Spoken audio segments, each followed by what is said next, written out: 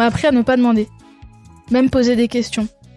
Et c'était un peu trop lourd, je pense, à gérer pour ma mère. Donc elle voulait pas répondre, en fait. Donc voilà. C'était une façon de dire non, je veux pas répondre. Donc t'avais pas le droit de demander. Non. Donc finalement, t'avais pas le droit d'exister. C'est exactement ce que j'allais dire. J'avais pas le droit d'exister, ouais. Ok. Waouh. Exécuté par qui? Fabrice Florent. Bonsoir, bonjour, bon après-midi à toutes et à tous et bienvenue dans ce nouvel épisode d'Histoire d'argent. Chaque mardi et chaque vendredi à partir de 6h du matin, on discute avec mes invités de leur rapport à l'argent. Comment le perçoivent-ils? Comment ils le gagnent? Comment ils le dépensent? Comment ils l'appréhendent tout simplement? Alors je suis Fabrice Florent et mon métier c'est de faire parler les gens. Je fais parler de mes invités de leur intime parce que je suis convaincu que l'intime est bien plus universel qu'on ne le pense. Vous verrez, vous vous reconnaîtrez peut-être dans les histoires des gens qui parlent dans mon micro alors qu'ils racontent leur histoire. Je fais donc parler des gens, plutôt dans des podcasts de conversation sur divers sujets.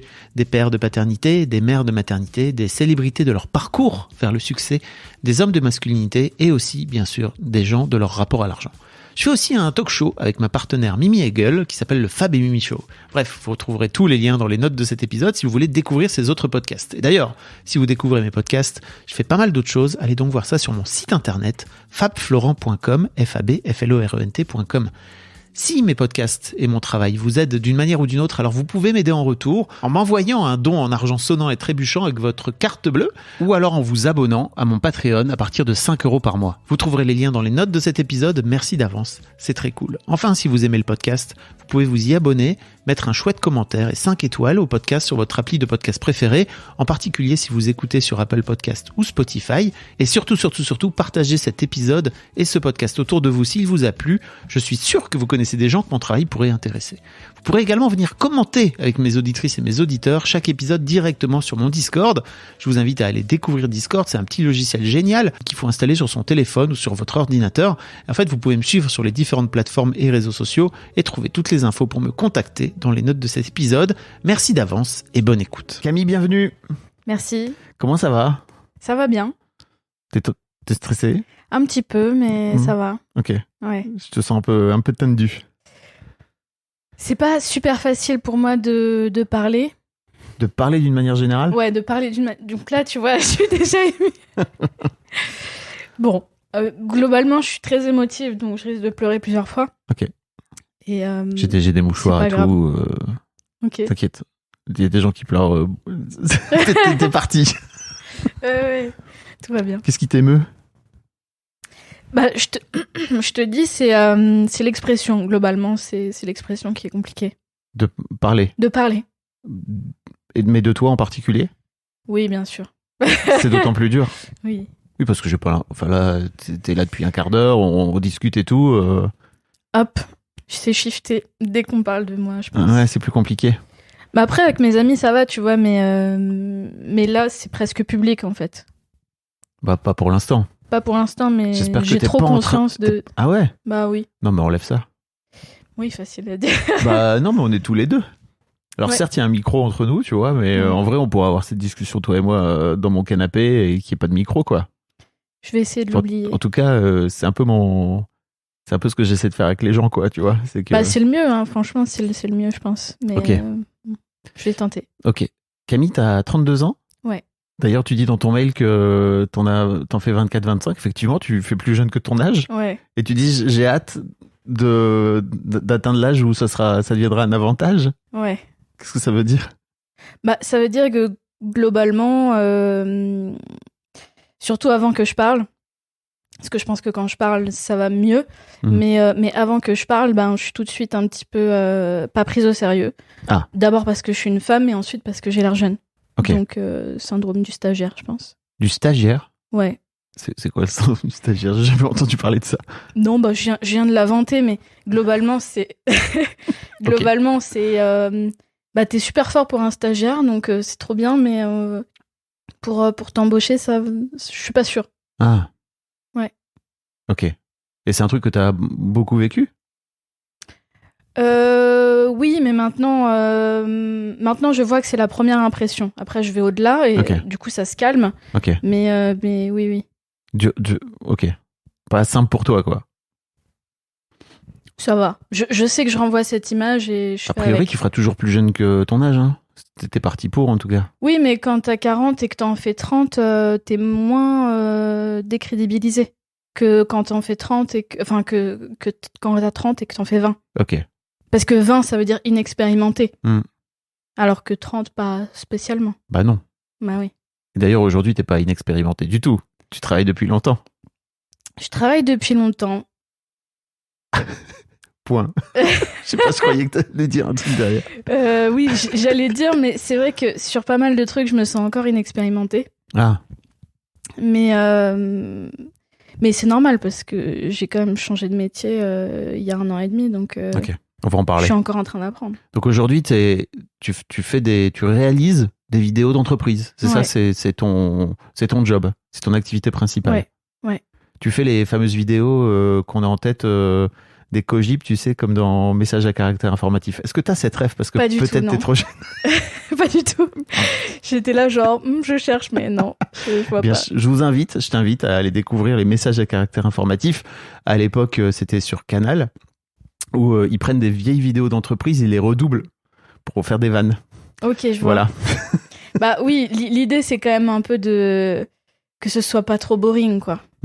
Donc maintenant avec l'esprit start-up, les gens ils sont un peu plus détendu. un peu plus détendus, mais ça peut arriver que ce soit super corporate voilà. dans certains milieux, mais Il y a un moi esprit c'est très pas cogip. forcément. Bonjour Ouais, et bienvenue. Nous aujourd'hui, nous sommes particulièrement corporate. Effectivement. c'est ça. Après moi je me dirige beaucoup plus vers l'industrie du bien-être et tout ça, donc c'est plus détendu. Ok. C'est plus tranquille. Ouais. Et tu fais ça depuis 1 an et demi? Ouais. Parce que avant ça, tu faisais quoi en fait? J'étais régisseuse sur les tournages. Hmm. Donc, c'est un métier de logistique plutôt. J'ai fait des études de cinéma, donc une licence en art du spectacle et après une école d'audiovisuel qui s'appelle 3IS. Et ensuite, je sais pas trop si je te la fais courte pour l'instant. Vas-y. Tu peux la faire courte et puis on racontera un peu plus tard. Donc après, j'ai travaillé pendant plusieurs années sur les tournages et au bout d'un moment, ça m'a saoulée. Ouais. Voilà. Et t'as décidé de te lancer à ton compte. Ouais.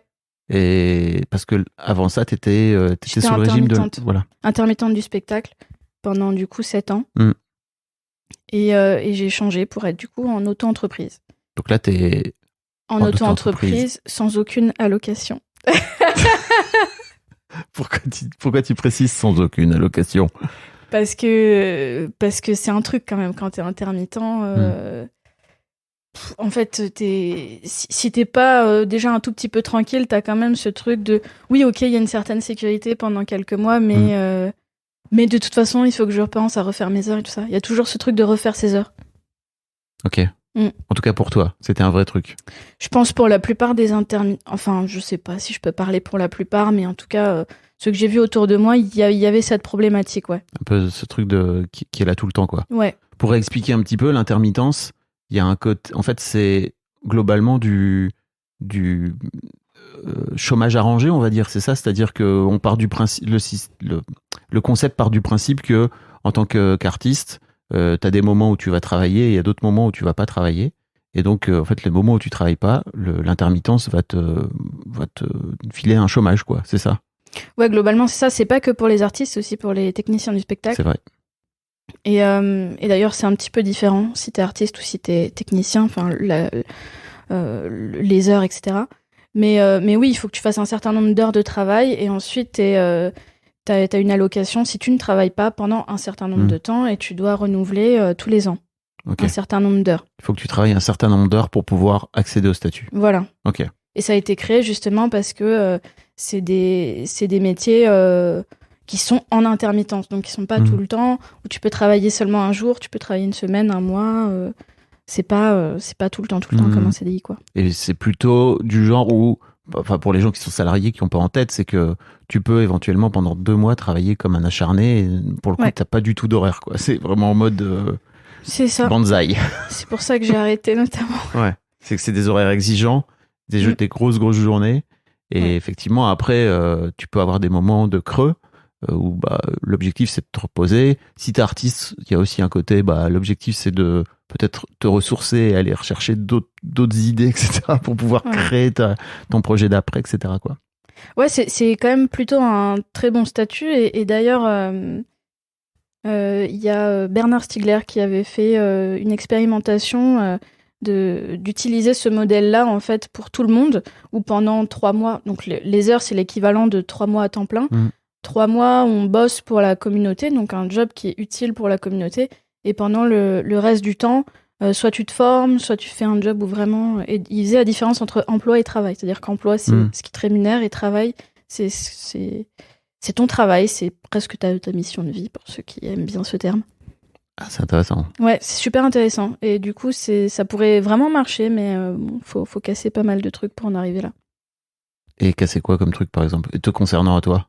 Me concernant moi, bah non, moi je suis convaincue toi, que c'est le bon truc. Après, là je suis en freelance parce que c'est ce qui est possible pour l'instant, mais si je pouvais être en intermittence en faisant ce métier, c'est ce que je ferais. Tu peux plus parce que pour le coup, on le disait juste avant d'enregistrer, c'est que les boîtes qui peuvent te déclarer en tant qu'intermittente et te faire des cachets, donc ça s'appelle comme ça, c'est souvent des boîtes de production, et que là, aujourd'hui, tes clients sont pas du tout des boîtes de production. Ça peut arriver, mais la plupart, non, c'est les entreprises directement. Ok. Et donc, ces boîtes-là, elles te rémunèrent plutôt avec des factures. C'est ça, sur facture. Avec ces factures-là, tu peux pas aller dire à l'intermittence, coucou, voilà des factures, non. quoi. C'est un peu comme pour vendre de l'alcool, en fait. Il faut... une licence. Il faut une licence. Ouais. Pour déclarer des intermittents.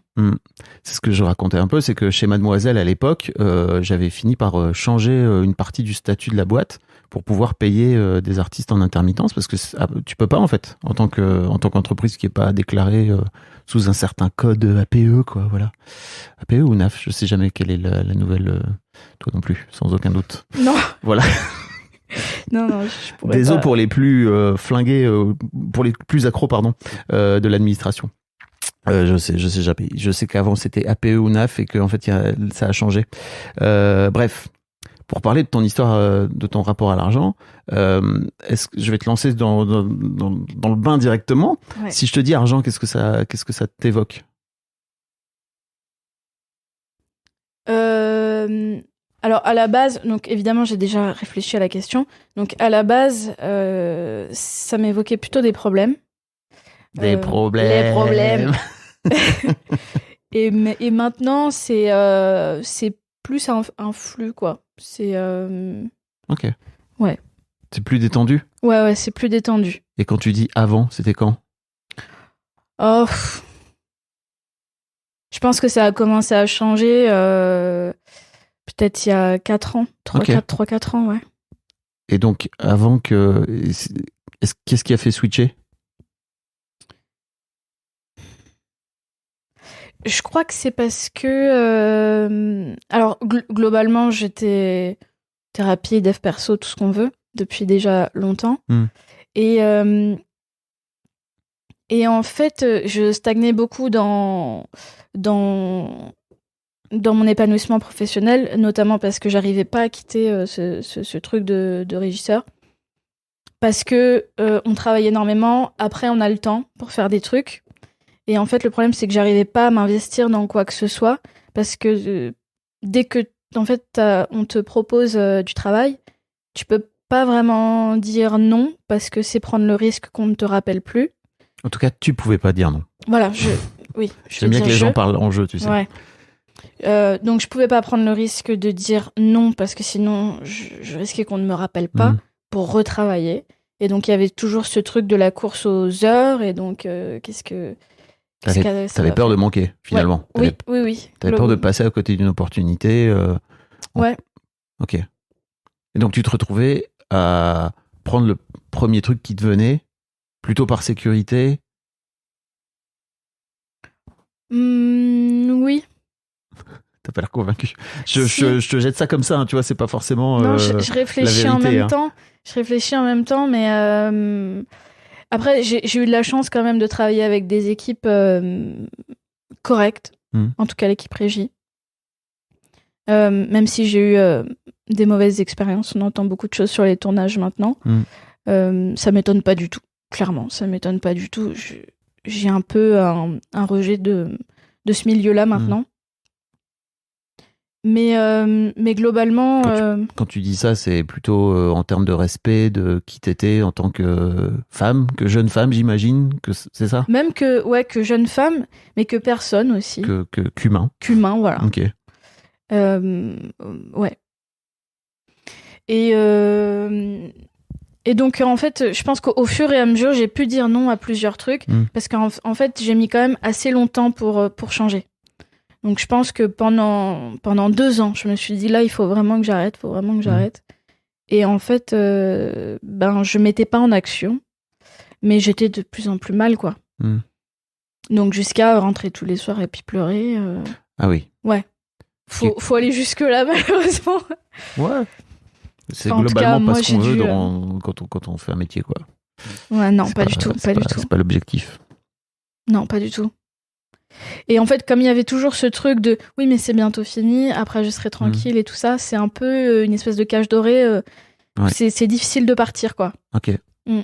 Et donc, si j'ai bien compris, tu t'es lancé il y a 1 an et demi. Ouais. Et tu me disais que ça fait finalement 3-4 ans que ton rapport à l'argent est un peu apaisé. Ouais. Il y a eu Qu'est-ce qui s'est passé en fait? Tu vois, parce que là, je vois bien, il y a 1 an et demi, 2 ans où globalement, t'étais un peu entre deux, quoi. C'est ça? Oui. Franchement, je pense pas qu'il y ait eu de déclic. Je pense pas qu'il y ait eu de déclic. Mais je voyais qu'au fur et à mesure, si je commençais à envisager ma vie, ça me semblait compliqué. C'est-à-dire que je voyais pas... En fait, dans ma tête, j'allais jamais gagner d'argent. Et du coup, j'essayais de faire des plans pour essayer de dépenser le moins possible. Donc, tu vois, je voulais une tiny house, par exemple. Donc, ce qui est super, hein. Alors, une tiny house, pour les gens qui l'ont pas, c'est vraiment une petite maison. Petite maison sur roue, ossature bois, qui coûte quand même cher pour ce que c'est, mais qui est moins cher qu'un appartement. Et donc, je me disais, ok, je veux habiter dans une tiny house, mais potentiellement, il me faut quand même un terrain. Donc, je suis sûre que je peux trouver un terrain plus ou moins gratos, en échange de services. Parce que, en fait, dans ma tête, je voulais pas du tout m'enfermer dans un métier que j'aimais pas.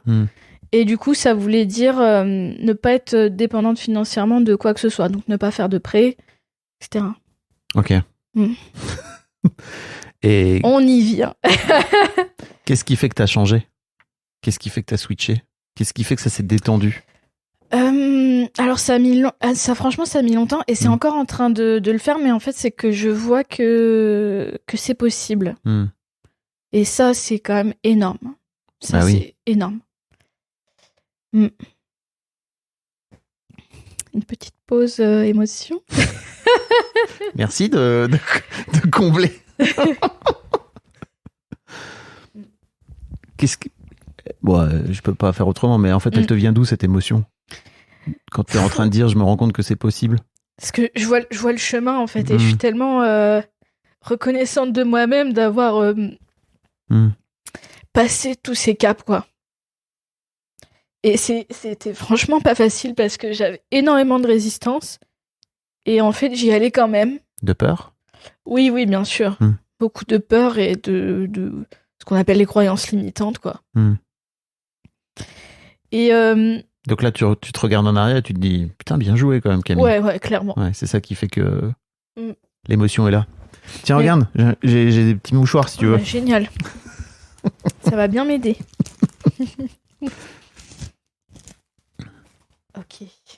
Ok. Prends le temps. Hein. Ok. On a le temps. Tranquille. Ok. Bon, on va parler de ton souvenir marquant. Ouais. En rapport avec l'argent. Alors, les premiers souvenirs, je pense que c'est globalement... tu vas aller chercher du pain à la boulangerie. Avec des sous. Mais c'est pas forcément ce qui m'a marqué. Ce qui m'a marqué, c'était du coup le changement à l'euro. Mon père, il nous a donné de l'argent de poche. Et c'était énorme parce qu'on n'avait pas beaucoup d'argent. Et donc, c'était un billet de 10 €. Et donc, c'était... je pense qu'il arrêtait pas de nous dire c'est un peu plus que 50 francs, hein. C'est un peu plus que 50 francs. Et donc c'était énorme, quoi. Vraiment, c'était énorme. Je me disais, waouh! Donc t'avais quoi? T'avais 10 ans, 11 ans, c'est ça? Ouais, dans ces eaux-là. Votre génération a été ultra marquée par le changement à l'euro, hein. Vraiment, les trentenaires, là, enfin, en tout cas, les jeunes trentenaires, il y a un vrai truc, hein, qui s'est passé par rapport à ça. Hein. Dans le rapport à l'argent, je veux dire. Oui, mais j'ai l'impression que c'est pas forcément, moi, ma façon de gérer le franc par rapport à l'euro, mais c'est plutôt les discussions qu'il y avait beaucoup autour, et puis surtout les parents, les grands-parents, qui parlaient beaucoup de ce qu'on perdait avec l'euro, etc. Donc je pense que c'est plus ce qu'on entendait que vraiment notre propre vécu en tant qu'enfant qui a de l'argent. Ouais. Oui, c'est sûr. Ok. Tes parents, ils faisaient quoi? Ils font quoi comme métier? Alors ma mère, elle est gestionnaire de paye, donc elle est un peu assistante de direction, enfin elle a fait tout ça, maintenant elle est gestionnaire de paye. Donc c'est elle qui finalement paye les gens, c'est ça, dans la boîte? Enfin en tout cas qui déclenche les paiements. Ouais, c'est ça. Donc elle est au clair sur tout ce qui est prime, etc. Elle vérifie les bulletins de paye. Donc elle sait bien gérer l'argent. Ça t'étonne qu'elle fasse ce métier? Non. Ok. Non. Elle est dans la gestion de l'argent? Oui, elle sait bien gérer. Globalement, elle sait quand même bien gérer. Ok. Et ton père? Alors mon père, là, il est décédé, mais il faisait... il était artisan, donc il faisait des travaux voilà, chez les gens. Tu dis dans ton mail qu'il n'aime pas bosser des masses. Non. C'était pas un artisan comme on peut avoir l'image de l'artisan qui... Non, pas du tout. La plupart du temps, il bossait pas, en fait. Donc, que dire C'était un personnage, ouais. Mais globalement, il a jamais eu d'argent.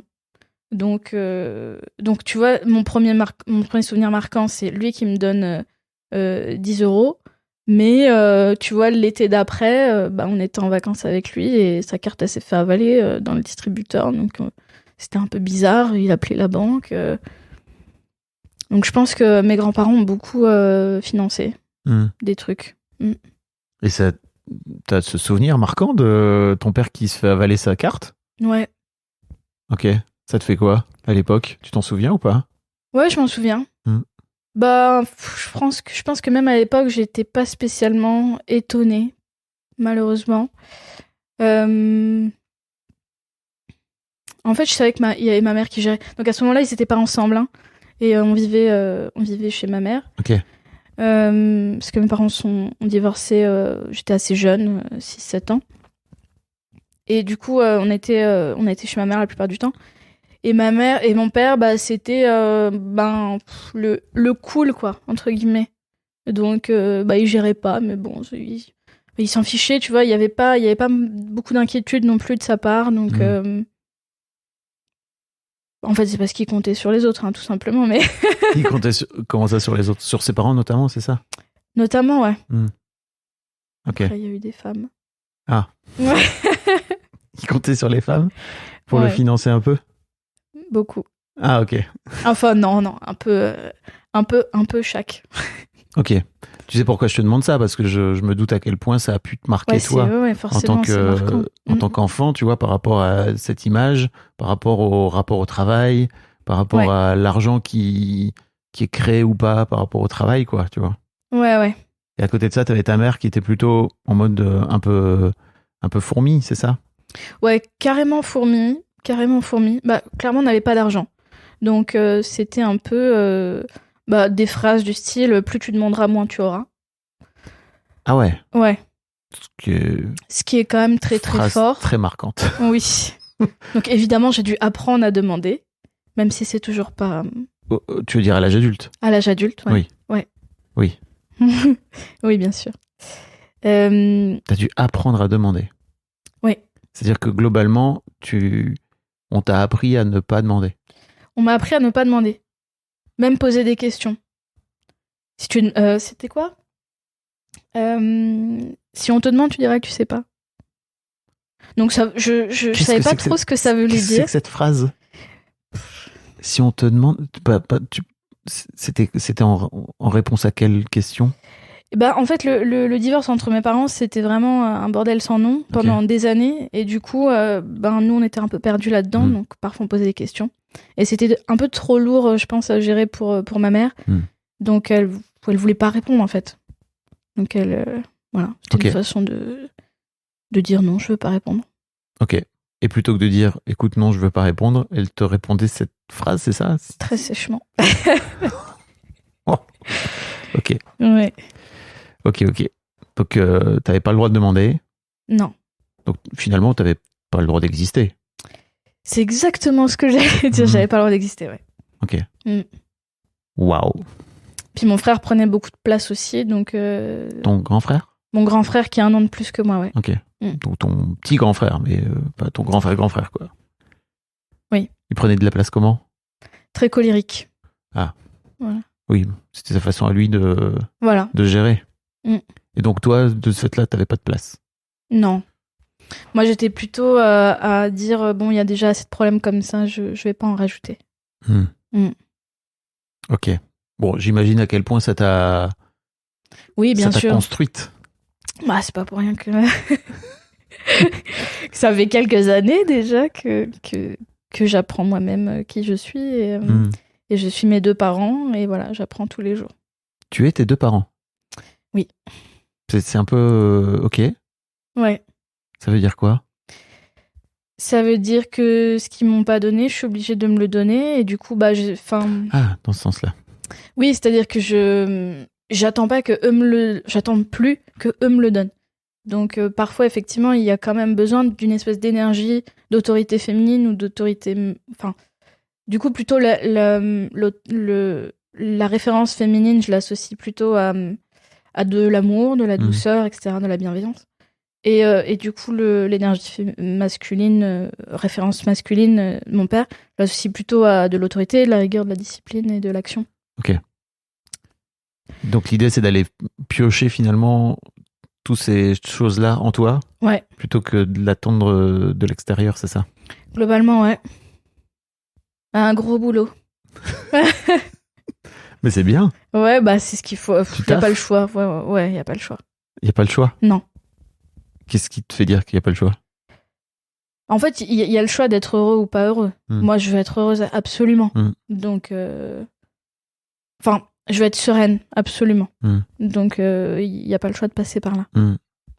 Et à quel point cette éducation-là dont tu nous parles est venue impacter ton rapport à l'argent? Parce qu'à la base, ça aurait pu être décorrélé. En fait, je pense que le rapport à l'argent, il est beaucoup lié au rapport de classe et au rapport au travail. Okay. Et à la place, du coup, à sa place dans le monde et dans la société. En tout cas, c'est ce que tu projettes. Pour moi, oui. Okay. Pour moi, ouais. Ok. Et donc, le rapport au travail, globalement, du côté de ma mère, c'était... ce que j'ai compris, moi, c'est très difficile de faire un métier que t'aimes. Et c'est la galère, en fait, globalement. De mes 2 parents, ça va être la galère.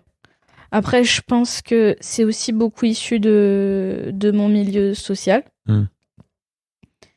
Et que ça commençait aussi à être moins drôle dans la société, fin 90, dans les années 2000, où on commençait à voir que ça allait probablement être un peu plus compliqué que les décennies d'avant. D'où tu sors ça? Pas désolé, mais fin 90-2000, t'étais un bébé encore? J'étais au collège, dans les années 2000, j'étais au collège, mais je sentais ça déjà. Ou c'est un truc qu'on t'a raconté? Non, parce que je pense que je le voyais aussi chez mes amis. Ok. Alors peut-être parce que c'était du même milieu social et que c'est complètement un truc de classe sociale. Tu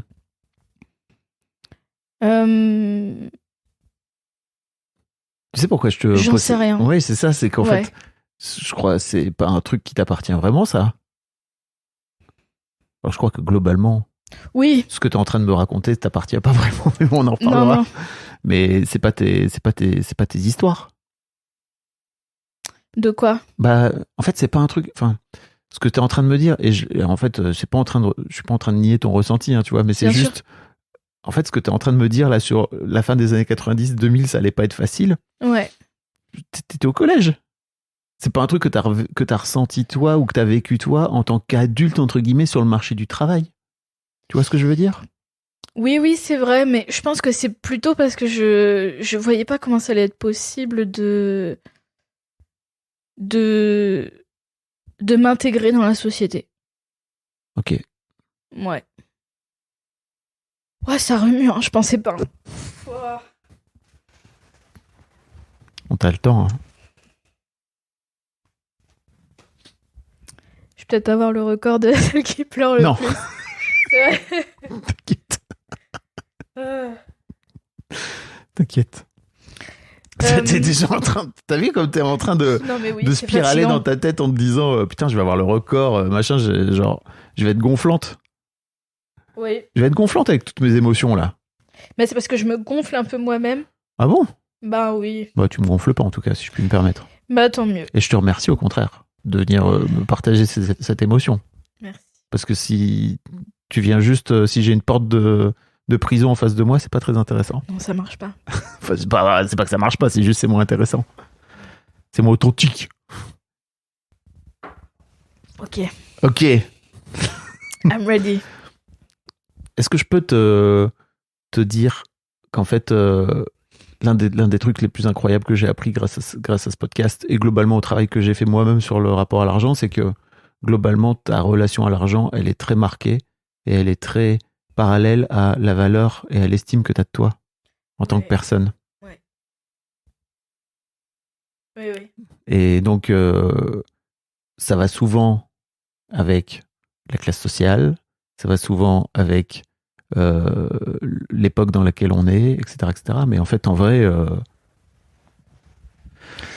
Oui, mais l'estime de soi, c'est un gros boulot. J'ai quand même... c'est quand même bien, là. Là, je suis quand même bien par rapport à ce que j'étais. T'as bien taffé, quoi. Ouais. Et c'est pour ça aussi que je crois que l'un des trucs qui fait que tu t'es un peu détendu sur le rapport à l'argent, c'est que t'as bossé ton estime de toi. Oui, clairement, ouais. De toute façon, l'estime de soi, j'ai l'impression que c'est lié à globalement tout. Ouais. Les problématiques. Puis il y a l'estime, il y a l'image, il y a la confiance. Enfin, tu vois, il y a plein de trucs différents qui sont un peu enchevêtrés, quoi. Ouais. Et qui sont pas, mais qui viennent de sources différentes, quoi. Ouais. Donc, non, mais tu vois, tout ça pour te dire que ce que tu étais en train de me raconter juste avant sur la période, je me doutais que ça allait pas être facile et tout. En fait, je crois surtout que c'est des trucs que tu as pu entendre d'adultes et qui t'ont construite. Oui, parce qu'en fait, autour de moi, j'avais personne qui aimait son travail et qui gagnait bien sa vie. Et qui gagnait suffisamment d'argent. Suffisamment d'argent. Et qui confortablement. Voilà. Qui était confortable. Et ça veut rien dire être confortable. Non. C'est aussi l'autre truc que j'ai appris avec ce podcast, c'est qu'il y a des gens qui gagnent beaucoup d'argent et qui sont pas du tout confortables. C'est vrai. Et que ça veut strictement rien dire être confortable. Oui, c'est pas relié à l'argent. La sécurité, ouais. Voilà, c'est relié à la sécurité intérieure, en fait, quoi qu'il arrive. Au fait que tu aies confiance en tes propres ressources, etc. Tu m'as dit un truc incroyable, c'est que tu m'as dit juste avant qu'on enregistre que tu n'as pas gagné d'argent ce mois-ci. T'as pas de contrat, c'est ça? Ouais. Et que je pars en vacances. Donc je puise. Est-ce que c'est pas le Graal, quoi, tu vois, en tant qu'indépendant? Ouais. Ça veut dire que tu as confiance dans ce qui va se passer après? Oui. Et même là, quand il y a des trucs qui s'annulent ou qui repoussent, je me dis ok, c'est pas grave. T'en trouveras d'autres? Ouais. Parce qu'en fait, j'ai vu qu'il y avait des choses aussi qui tombaient de manière étrange. Étrange? Mais enfin, c'est jamais étrange, hein, mais... Étrange. Mais parfois, parfois il y a des choses qui arrivent. Arrête de te moquer. Non, je me moque pas. C'est très intéressant. Qu'est-ce qui fait que ça tombe de manière étrange? Peut-être parce que ça contrecarre le truc de ça va être la galère, etc. Donc quand ça arrive, je suis étonnée en fait. Merci. Ouais. Parce qu'en fait, c'est pas du tout étrange. Non. Si tu regardes objectivement, à mon avis, t'as fait du bon travail. Il y a des gens qui parlent de ton travail. et qu'il y a des gens qui te recommandent, peut-être, j'en sais rien, tu vois. Oui. Et qui finissent, et donc d'autres gens que tu connais pas, qui finissent par venir te demander, et toi tu te dis, comme c'est étrange. Mais c'est vrai que factuellement, parfois tu travailles beaucoup, t'as rien. Parfois tu travailles pas beaucoup, il y a quelque chose. Mais ça veut dire quoi ça? C'est qu'en fait, je pense que c'est pas forcément lié à ce que tu fais, c'est pas forcément lié à vraiment l'enjeu qu'il y a derrière. C'est relié à plein de choses différentes. Et donc peut-être que tu vas pas beaucoup travailler sur un truc, mais le truc d'à côté où tu as beaucoup travaillé, ça va agir sur autre chose. Enfin, donc là, je suis plutôt dans un truc de je sème des efforts un peu partout. Et je sème des graines un peu partout. Et à un moment donné, il y a des choses qui vont jaillir et que je vais cueillir et que ça va être cool. Qui vont jaillir et que tu vas cueillir. Ouais. T'as vu ça? Tu t'imagines... Non, mais en vrai, tu t'imaginais dire ça il y a 5 ans? Non, pas du tout, pas du tout. Je me serais beaucoup jugée en me disant c'est un truc de bourgeois. On y revient à la classe sociale alors, c'est ça? Ouais. Bah ouais. Est-ce que tu as la sensation d'être plus bourgeoise qu'avant, de dire ça? Oui, bien sûr. Ça. Ah ouais? Ben. Ouais. Ou alors. Là, si j'avais des enfants à charge, ce serait pas la même confiture. Hein. Oui. Mais pourquoi dire si j'avais? Bah, tu vois, tu pourrais mettre plein de si. Ouais, mais tu vois, ce serait quand même un autre step d'avoir cette confiance et cette sécurité si j'avais quelqu'un d'autre à charge. Mais c'est pas ta vie. Enfin, en fait, je comprends pas. J'ai du mal à comprendre pourquoi tu te dis ça. Parce que c'est pas ta vie. Donc, en fait, avec ce si-là, oui. En fait, il y a plein d'autres si qui viendraient avec. Bah, ça, c'est mon cerveau tordu d'anticipation négative. Oui, c'est ce que oui. Ouais. Ça n'a strictement rien à voir avec ton existence. Non, mais en fait, c'est juste pour remettre un peu les pieds sur terre au niveau de... Les pieds sur terre. Ouais. Il y a un truc d'indécence que j'ai pu ressentir, tu vois. D'ambition de apurer. Désolée, ma voix est un peu... T'inquiète. Bah, non, mais t'excuses pas. T'as le droit d'exister ici. Ouais. D'ailleurs, tu es là pour ça. C'est ça. En fait, j'ai ressenti beaucoup ça quand j'ai commencé à me dire, mais en fait, je veux vraiment faire un métier que j'aime. Dans mon entourage, je sens vraiment qu'on me le dise. Mais pour qui tu te prends? Et je comprends, en fait. Tu comprends? Ouais. Alors, tu comprends, mais est-ce que... Ok. Oui, en fait, la loyauté, ça a été un gros... J'allais t'y amener. Oui. Là, ça a été un gros sujet et je voulais pas, en fait, laisser les gens. Mais bon, c'était pas ma responsabilité. Laisser les gens? Ouais. Laisser les gens où? Dans quoi? Dans leur galère. Ouais. Ça m'a fait ça même quand, tu vois, ma mère, elle s'est mise avec quelqu'un. On est parti de notre quartier HLM. J'avais une espèce de nostalgie comme si j'abandonnais les gens du quartier. C'est idiot, quoi. Non, c'est pas idiot. Non, mais c'est... Pourquoi se charger autant, quoi? Pourquoi, alors? C'est une façon d'exister, je suppose. Ouais. D'exister ou... C'est intéressant. D'exister ou de s'identifier? Bah, je pense qu'à ce moment-là, vu que j'étais pas du tout à l'intérieur de moi, de mes besoins, etc., bah, je voyais très bien les problèmes des autres. Et c'était beaucoup plus facile, du coup, de trouver les solutions pour les autres, et etc. Ok. Un bon sauveur. Un bon sauveur. Un bon sauveur. Ouais. Non, ce que je voulais dire, c'était... En fait, je crois qu'il y a aussi plein de choses sur lesquelles on se construit, tu vois, de base, et que, effectivement, notre classe sociale, notre quartier, etc., ça finit par devenir des trucs auxquels on s'identifie et qui finissent par faire partie de notre personnalité.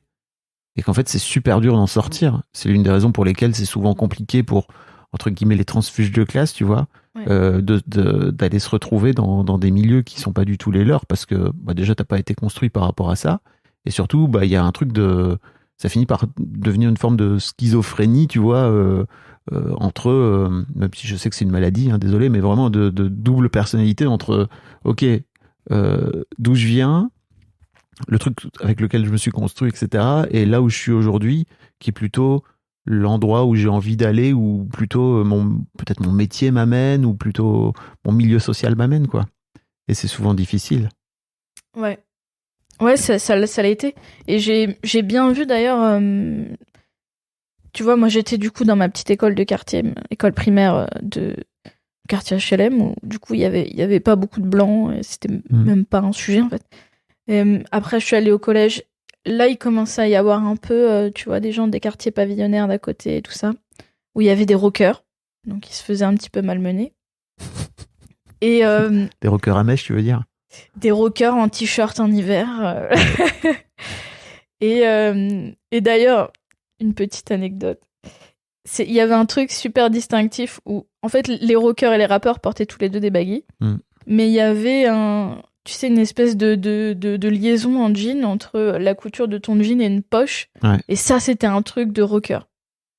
Et les rappeurs, du coup, ils coupaient ce truc-là. Ah, yes. Donc ça se jouait à pas grand-chose, tu vois. Bah, tu vois, on vient de l'identification. Bah ouais. C'est-à-dire que vraiment, t'as tes rockers et les rappeurs, quoi, tu vois. Et l'identification se joue à ce truc qui coupe.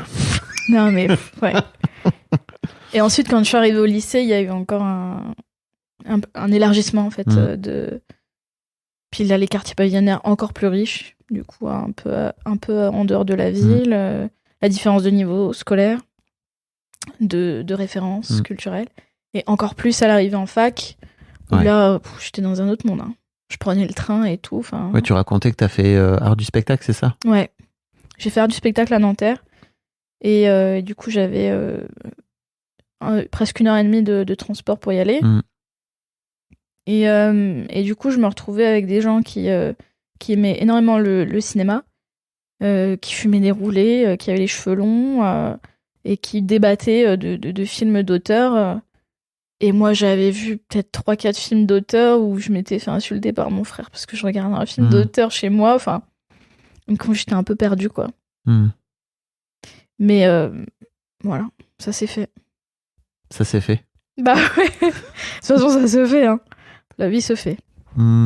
Et t'as la sensation, en fait, en prenant petit à petit ton envol, d'avoir trahi quelque part ton milieu, d'avoir trahi même ta famille, plus quoi. Maintenant, plus maintenant. Mais oui, je l'ai ressenti. C'est ce qui t'a retenu pendant longtemps, t'as l'impression? Ouais, clairement.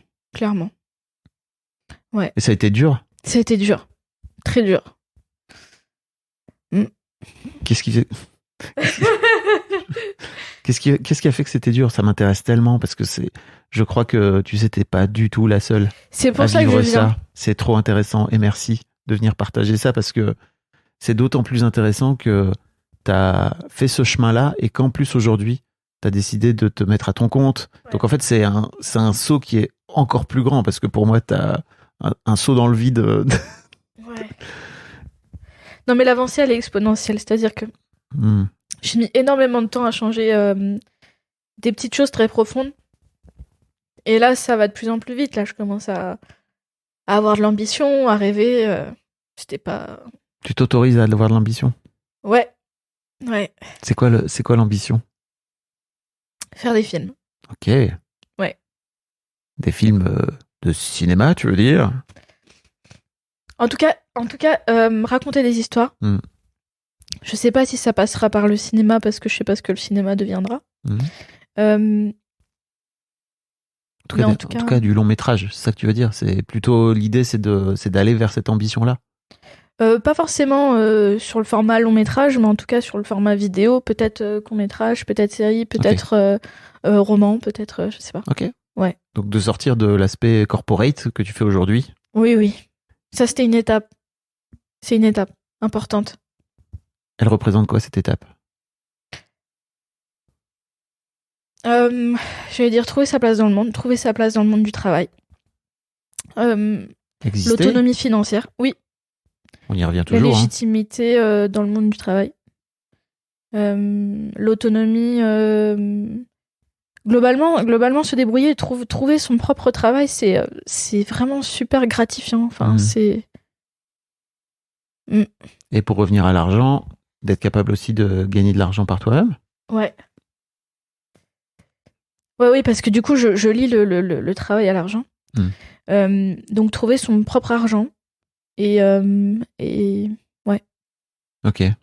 Parce que effectivement, en étant intermittente, il y a les allocations qui sont quand même une partie du truc où j'étais genre ouais bon, je l'ai mérité, mais c'est pas super gratifiant quoi. T'es sûr que tu l'as mérité dans ta tête? Pas si sûr. Non, je suis pas si sûre. Mais j'ai eu la bourse, tu vois, c'était incroyable quand j'ai eu la bourse. Ah, on va parler de ton prêt si tu veux. Ouais, oui, ça c'est un gros sujet aussi. Qu'est-ce qui se passe avec ce prêt étudiant, c'est ça? Un prêt étudiant, du coup... Après art du spectacle? Ouais, art du spectacle, je passe 3 ans. Bon, c'était nul. Et ouais, non, vraiment, j'ai l'impression de rien avoir appris. Et du coup, évidemment, tout le monde se pose la question de quoi faire après la licence. Moi, je décide du coup de faire une école d'audiovisuel, ce qui est déjà courageux, je trouve, parce que c'est un investissement en fait qui est vraiment pas du tout sécuritaire. Donc c'est une école privée? C'est une école privée d'audiovisuel qui coûte 8 000 € l'année. Moi, comme j'ai déjà une licence, je peux rentrer directement en 2e année. Donc il y a 3 ans, moi je peux rentrer directement en 2e année. Mais il y a quand même une mise à niveau qui coûte 1 000 €. Mais globalement, je dois dépenser 16 000 € pour cette école. Ce qui est évidemment énorme. Ce que mes parents peuvent pas m'offrir. J'ai de la chance, c'est que l'école elle est pas très loin de chez moi, donc il n'y a pas tous ces frais d'appartement si j'étais en province, etc. Donc ma mère m'accompagne quand même. Je peux pas dire elle me soutient, mais elle me fait confiance, je pense. Et du coup on fait ce prêt. Je m'engage à commencer à le rembourser 1 an après la fin de mes études. Ce qui est quand même énorme en soi, c'est-à-dire que tes parents ont déjà accepté que tu fasses une école privée. Je trouve que pour moi, il y a un vrai truc qui est déjà complexe. C'est que en fait, il y a moins cher à côté, donc pourquoi t'irais faire un truc plus cher, quoi? Ouais. L'avantage que j'ai eu, c'est que ma mère, elle nous encourageait vraiment à faire ce qu'on voulait. Et mon père, il s'y intéressait pas spécialement. Donc, en fait, ils me l'ont dit plusieurs fois. Ils m'ont dit, toi, on avait confiance en fait. Donc peut-être parce que j'avais jamais eu de problème ou quoi. Mais je pense qu'ils sentaient déjà un sens des responsabilités, peut-être que j'allais pas faire n'importe quoi. Mais ouais, c'était un gros truc. Ils m'ont ni empêché ni soutenu. Ok. Oui. Ouais. Ma mère m'a accompagnée quand même. Ouais. Et donc, tu fais. Et c'est porté caution. Oui, c'est ce qui est important. Oui. Et donc, tu finis par faire ce prêt? Ouais. Je finis par faire ce prêt.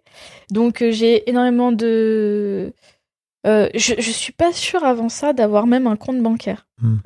Donc, j'avais pas de compte bancaire. Si, j'avais un compte bancaire.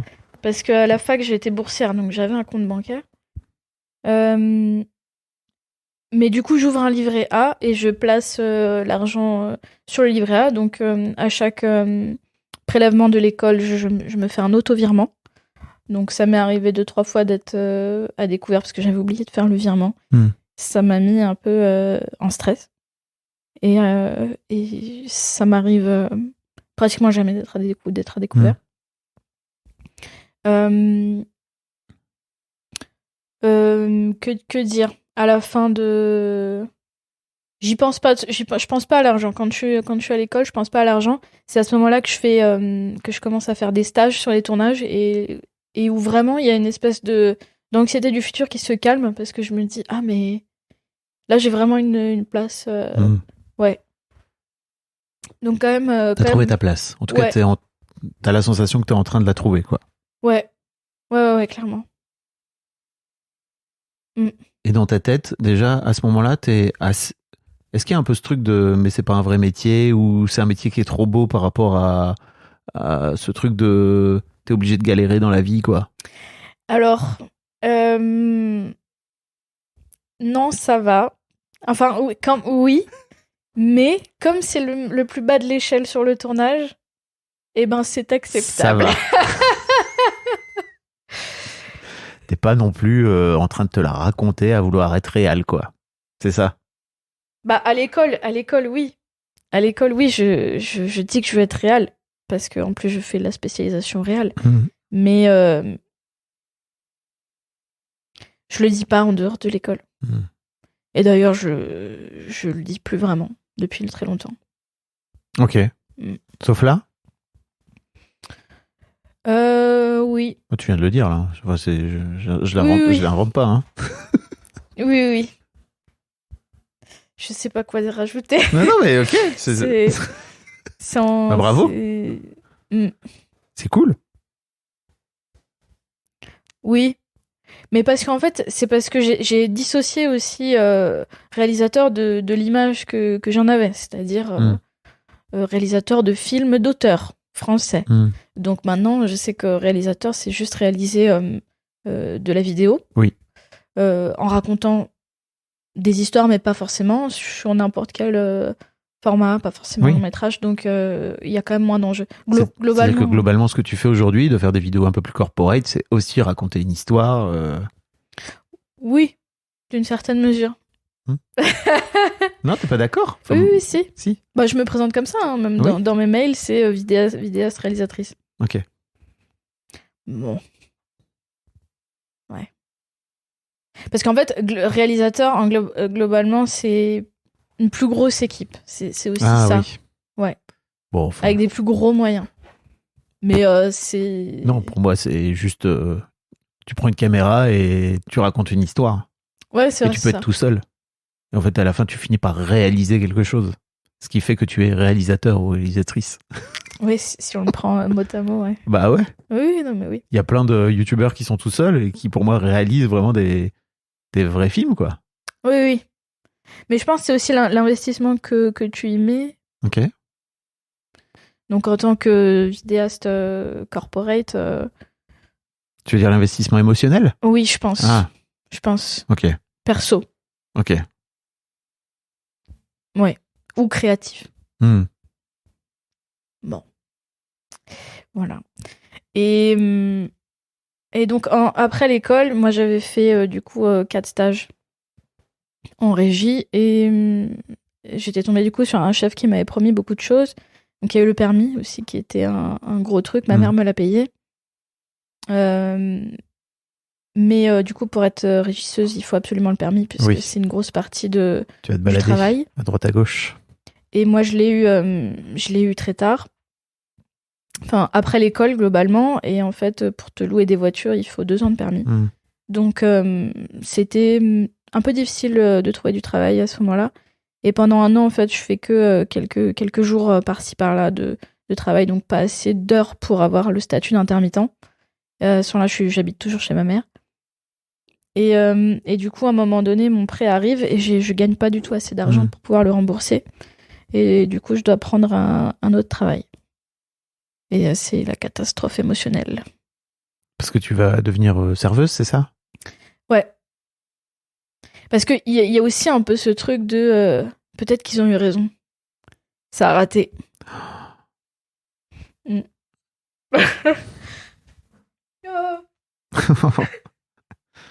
Ils avaient raison. J'ai pété plus haut que mon cul. Ouais, un peu ça. Ouais, il y avait ça. Ah, je suis triste pour moi. Oui. Je comprends.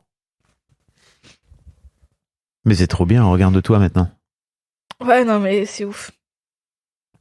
Et ouais, du coup, à ce moment-là, c'était une énorme déception. Ouais. Et Et je me suis dit, bon, on va laisser ça de côté pendant un petit moment. Et du coup, j'ai bossé en tant que serveuse dans un resto pendant 1 an. Et en fait, c'était vraiment bien. Après coup, bien sûr. Parce que j'ai vu autre chose. J'ai connu d'autres personnes. Une certaine routine. J'ai gagné un salaire fixe. J'ai pu m'acheter une voiture. Je suis partie en voyage 3 fois. 1 mois, 3 fois. Et en fait, je suis aussi tombée sur un resto où les gens étaient super. Où il y avait quand même un patron qui était super bienveillant avec moi. Donc, c'était bien. Et au bout d'un moment, j'ai démissionné parce que j'étais pas bien, quoi. Et à ce moment-là, je me dis, bon... Il fallait trouver ta place. Bah oui, c'était pas ma place. Donc là aussi, ça a été dur de partir. De les laisser. Et ce qui est dur, c'est qu'à chaque fois qu'il y a quelqu'un qui me fait un peu culpabiliser, quoi. Ah ouais? Bah ouais. Mais bon, je suppose que ça fait partie du test. Sans aucun doute. Surtout si t'as été élevé dans la culpabilité, tu vois. Ouais. C'est pas par hasard que tu te retrouves avec des gens qui te font culpabiliser. Ça aurait été trop simple si t'avais eu ton boss qui te disait « Mais non, bien sûr que oui, il faut que tu deviennes réalisatrice. Let's go !» Bah oui. Trop facile. Mais pourquoi t'as un CDI là, non? Mais pourquoi tu pars? T'es pas bien là? Je peux t'aménager les horaires et tout. Bon. Ben, ça dit aussi quelque chose de ta valeur à toi en tant que salarié et que, tu vois. Un patron qui cherche à entretenir, c'est toujours... tu peux le voir aussi comme un truc agréable, quoi, tu vois, qui est ok, ça veut dire que j'apporte quelque chose. Bah oui. Moi, j'ai la bonne élève, mais j'adore. Et en fait, il y a que maintenant où je me dis, mais purée, mais moi, en tant qu'employé, j'adorerais m'avoir en tant qu'employé. Parce que je me mets une pression telle que mon travail, il est parfait. Ouais. Donc évidemment, je le vis super mal en tant qu'employé parce que je dépense beaucoup plus d'énergie que ce qu'on me demande. Et donc, c'est du sacrifice. Et c'est du coup beaucoup pour ça que aussi je suis indépendante maintenant parce que c'est à mon service. Ok. Et c'est plus dur, du coup, à donner. Et donc, t'as fini par rembourser ce fameux prêt aussi. Oui, alors, du coup, après le resto, j'ai recontacté mes contacts que j'avais eus pendant mes stages. Et en fait, c'est étrange. Mais comme c'est étrange. Voilà, en 3 mois, j'ai pas arrêté de bosser, j'ai fait mes heures. Ouais. Waouh. Ouais. Étrangement. Étrangement. Tu comprenais pas vraiment à l'époque? Non, pas du tout. Ah ouais? Non. Tu te disais qu'est-ce qui se passe? En fait, ce que je me disais, ce que je voyais assez clairement, c'est que je m'en foutais un petit peu plus. J'étais moins stressée. Donc, je pense que je renvoyais plus de confiance. Donc, les gens me faisaient plus confiance. C'est incroyable ce que tu viens de dire. Et après, très factuellement, il y a aussi que quand j'ai quitté l'école, il y a eu un changement de convention dans les intermittents et tout ça. Donc, il y a eu un moment où il y a eu moins de tournage. Mais quand même. Voilà, donc j'avais mon intermittence, donc j'étais un peu tranquille, entre guillemets, pendant quelques mois, financièrement parlant, pour rembourser mon prêt. Sachant qu'évidemment, j'avais économisé pendant tous les mois où j'avais bossé au restaurant, même si j'avais dépensé de l'argent pour partir en voyage, tout ça, ce qui me posait pas de problème. T'avais pas de souci quand même à dépenser de l'argent pour partir en voyage, ce qui est déjà cool. Ouais. Pas mal, hein, par rapport à de là d'où tu viens. Je pense qu'il y a un truc qui est important aussi, c'est qu'en fait, ma mère, parfois, elle sortait de l'argent quand j'en avais vraiment besoin, où je savais pas qu'elle avait cet argent. Par exemple, elle m'avait acheté un MacBook Pro quand j'étais à l'école. Donc 1500, 2000 balles, quoi. Bah ouais, je pense que c'était 1000 balles à ce moment-là. Et j'étais choquée. Et après... Parce que dans ta tête, ta mère n'avait pas d'argent. Ouais. Parce que j'imagine qu'elle disait qu'elle n'avait pas d'argent. Bah, peut-être à ce moment-là, elle en avait un peu plus que quelques années auparavant. Ok. Mais c'était pas non plus... Non, on faisait pas de folie. Enfin, pas du tout. Pas du tout. Mais il y avait quand même ce truc de... On va jamais au restaurant, par exemple. Mais si on y va, on regarde pas les prix, quoi. Mais après, on va pas au semi-bistrot, au semi-gastro, hein. On va déjà au Buffalo et on prend entrée plat dessert. On n'est pas là. C'est pour ça que même plus tard, quand tu vois, j'allais avec des amis au resto et tout, et que elles ont vécu avec pas mal de sous, et qu'elles regardaient les prix en disant bah ok, si je prends une boisson, je prends pas de dessert. J'étais là genre ah ça me paraissait bizarre. Ouais. Ah, donc il y a quand même un truc aussi. On peut se faire plaisir. Ça c'est important, ouais, c'est important. Donc j'ai pu partir en voyage. Excuse-moi. Non, vas-y. Je peux partir en voyage, j'ai pu m'acheter une voiture. Et est-ce que on est dans les temps? Oui, ok. T'es trop aware. Oui, désolée. J'ai l'impression que c'est super long. Pas du tout. Ça fait 1 heure. Ouais, c'est bien. Alors j'essaye d'être un peu plus précise. Donc, ça c'est vraiment la réelle qui parle, hein. Tu t'en rends compte ou pas? C'est très rare qu'il y ait des gens qui drivent à ma place l'interview, quoi. Même chez le psy, je fais ça. Ah ouais. Lâche prise un peu. Ouais. Ouais, non mais je sais. Et en plus du coup, je me perds, tu vois, dans mon histoire, je lâche complètement mon histoire. Donc, après du coup, le truc de l'intermittence du travail, ça commence à rouler, ça arrive de plus en plus. Mais j'ai pas assez d'argent pour prendre mon appartement et rembourser mon prêt en même temps. Et donc je reste chez ma mère, donc c'est loin quand même, parce que c'est en banlieue. Je fais bien 1 heure de voiture pour aller, et du coup quand tu fais une journée de 15 heures, c'est quand même compliqué de faire 1 heure pour rentrer. Je me suis fait un peu peur plusieurs fois. Et je prends quand même des sous-locations de temps en temps. Et en fait, au bout d'1 an, moi je calcule régulièrement combien il me reste à rembourser. Je fais un peu des calculs de ok, si je gagne tant, si j'économise tant, je peux le rembourser en tant de temps, etc. Et en fait, ma mère, au bout d'un moment, il me restait, je pense, 5 000 € à rembourser. Et elle me dit, écoute, je te rembourse la fin de ton prêt. Et comme ça, tu peux partir. Oh, pipou. Ouais. C'est un gros cadeau, ça, quand même. Ouais. Bon, peut-être ça l'arrangeait aussi que je parte de la maison, je sais pas. C'est ce que j'allais te dire. Peut-être en tant que daron, j'ai une take sur ce sujet qui est peut-être bon. Vous en avez reparlé ensemble? Non. Ok. Mais là, je commence à peine à me dire, ok, peut-être je suis pas obligée de la rembourser à un moment donné. Parce que tu la rembourses là aujourd'hui? Non, mais dans ma tête, j'allais à un moment donné la rembourser. Waouh, ok. Mais tu viens de dire que c'est un cadeau? Bah oui. Mais donc un cadeau, ça se rembourse pas, désolé, hein, mais... Elle t'a demandé?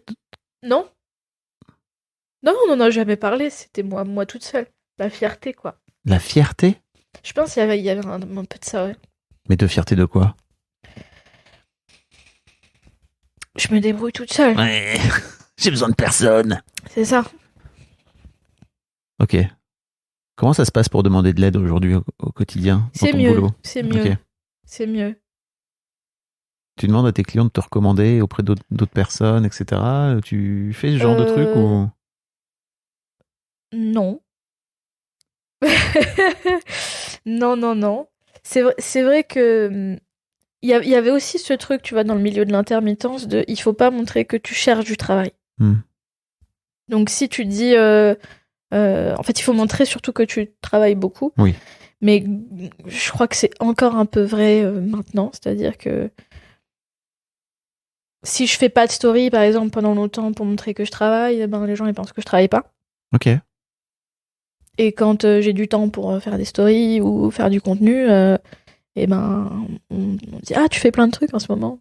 Mais tu vois, il y a une différence entre faire plein de trucs. Enfin, il y a une différence entre demander à tes clients de te recommander d'une manière ou d'une autre et en fait leur dire s'il te plaît j'ai besoin de travail, quoi, ce qui n'est pas du tout la même même attitude.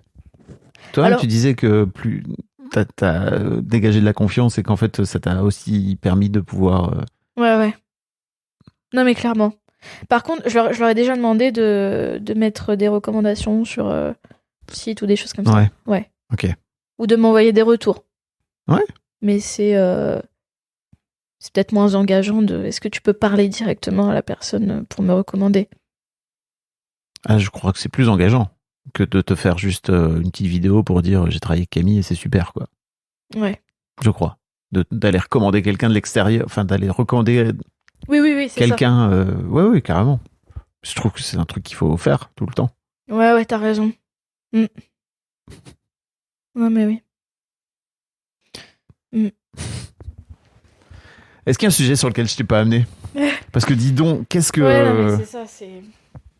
Bravo, hein. Non, mais déjà, bravo. Merci. Bravo, c'est incroyable ton parcours. Je pense que j'aurais pu dire des choses un peu plus intéressantes pour les gens sur certains trucs. J'aurais pu dire des choses plus intéressantes. J'aurais pu raccourcir. T'es déjà en train de te juger. Non, je parle pas de ça. Non, mais c'est moi qui dis ça. Bah oui, mais pourquoi tu te dis ça? Parce que je pense que j'étais trop longue sur certains passages qui étaient moins importants. Je crois pas. Laisse-moi décider. D'accord. Ça. C'est-à-dire que pour moi, le podcast, qui est un format long, ça sert aussi à venir raconter des trucs qui peuvent peut-être potentiellement avoir moins d'importance, mais qui finalement en ont plein. Ouais. C'est plutôt... En fait, on comprend vachement bien d'où tu viens et pourquoi t'en es là aujourd'hui et pourquoi ça te crée autant d'émotions. Et je trouve ça important. Ouais. T'as réussi à te libérer de ce truc de statut social et de... Un peu, oui. Ça va mieux? Ouais, ça va mieux. La loyauté. Là, tu vois, j'ai eu un rendez-vous avec une thérapeute de Versailles qui me disait... donc, elle veut faire des vidéos donc qui s'adressent à une cible très bourgeoise. Donc, elle me dit, tu vois, par exemple... si je bois un verre d'eau, s'il y a un verre d'eau dans le décor, etc., c'est pas un verre d'eau Ikea, hein, c'est un verre... et elle m'a dit une marque française et tout ça, mais moi, je connais pas. Donc, je me sens assez à l'aise pour lui dire, écoute, moi, je connais pas du tout cette cible, donc ça, c'est toi qui gères. Et moi, je ferai mon job, quoi. Ok. Avant, je me serais un peu excusée de pas connaître. Là, moins. Bah, l'estime, hein. C'est un peu mieux. C'est même beaucoup mieux. Ok. Et vis-à-vis de tes parents, en termes de loyauté et tout? Alors, c'est beaucoup mieux. Bon, alors, il y a le dos du décès de mon père quand même, qui est important parce que du coup, j'ai géré l'héritage, entre guillemets. Parce qu'en fait... il est mort quand, ton père? Il est mort en mai dernier. Ok. Donc c'est assez récent. Et c'était pas du tout prévu. C'était un truc très... un truc cardiovasculaire. Et, il est mort brutalement, tu veux dire? Ouais, brutalement. Et en fait, du coup, sur son compte, il y avait 200 balles, un compte nickel. Et il avait une maison... en Creuse, qui est une ruine sans nom, où il n'y habitait pas, en fait. Il avait laissé toutes ses affaires là-bas. Et en fait, il vivait en alternance chez plusieurs femmes qui se connaissaient pas entre elles. Donc ça, c'était un dos à gérer aussi. Et en fait, j'étais un peu toute seule pour gérer ça, parce que mon frère, il s'en occupait pas. Et en fait, on a globalement tous refusé l'héritage. Donc... C'était un gros step. C'était un gros step. Déjà l'idée, la décision de le faire. Et de ensuite, refuser l'héritage, de refuser l'héritage. Et ensuite d'acter par le courrier, etc. Et j'ai beaucoup repoussé. Ok. Je voyais mon évitement jour après jour.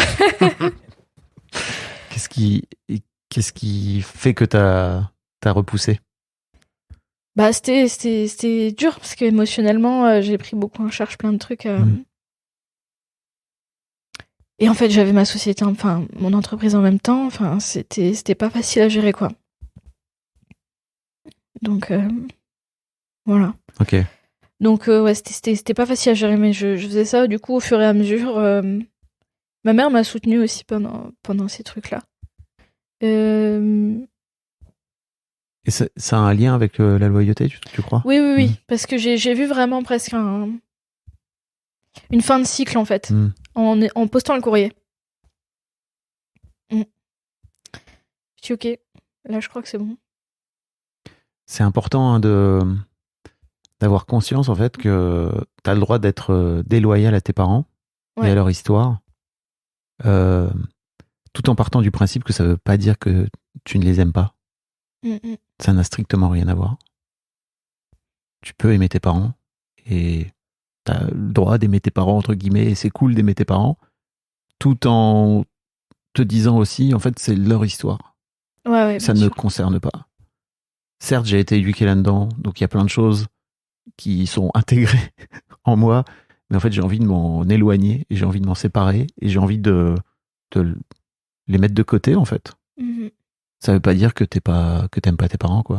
C'est juste dire que t'es un être humain à part entière. Oui, c'est ça. Je pense qu'il y avait, enfin, j'avais beaucoup cette difficulté à